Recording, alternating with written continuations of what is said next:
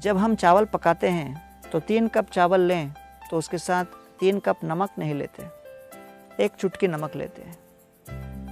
1000 square feet के कमरे में अगर प्रकाश जलाना हो तो हम 1000 बल्ब नहीं लेते, 1 बल्ब ही पर्याप्त होता है। कई बार हमें लगता है कि इस जीवन में कुछ करने के लिए हमें बहुमत में होना आवश्यक है, और कई बार नेक, धर्मपरायण, सत्यनिष्ठा जीवन जीने के आधार पर आसपास हर प्रकार के लोग विपरीत लगते हैं तो मन में संशय उठता है कि भाई बहुमत में तो अधर्म से जुड़े हुए लोग अधिक हैं, असत्य, अश्लील, अपवित्र और फूहड़ जीवन शैली को अपनाने वाले लोग अधिक हैं।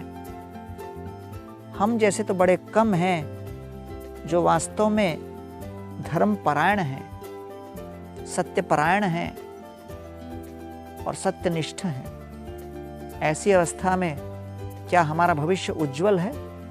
हाँ, भले हम कम मात्रा में हों, लेकिन जिस प्रकार नमक कम मात्रा में होते हुए स्वाद पैदा करता है, लाइट का बल्ब एक अकेला होते हुए भी प्रकाश फैलाता है, उसी प्रकार हम सभी अपने जीवन में यथाशक्ति यथासंभव प्रेम पूर्वक धर्मपरायण कार्य करके परिवर्तन ला सकते हैं। हमें बहुमत में रहने की चिंता नहीं रहनी चाहिए, हमें बहुत बारीकी से धर्म के तत्वों को अपने जीवन में उतारने का प्रयास करना चाहिए। तस्य संजनयन् हर्ष कुरुवृद्ध पितामह सिंहनाद विनद्योचैर शंकम दद्मौ प्रतापवान। कौरवों के 11 अक्षौहिणी सेना थी, पांडवों के 7, कुल मिला के 18।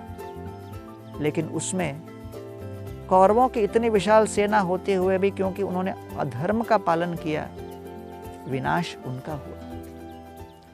और जब शंख बजे, युद्ध के आरंभ में शंख बजने पर कौरवों के इतना बहुमत होते हुए भी उनका हृदय बुरी तरह से आंदोलित होने लगा, और इसलिए दूसरों के पर प्रभाव करने के लिए शुद्धता और शक्ति आवश्यक है, और ये नहीं कि बहुमत होना आवश्यक है। आइए अपने जीवन में शुद्ध विचारधारा अपनाने का प्रयास करें, और चाहे हम कितने ही तुच्छ क्यों न हो, लेकिन कुछ प्रभाव अवश्य कर सकते हैं।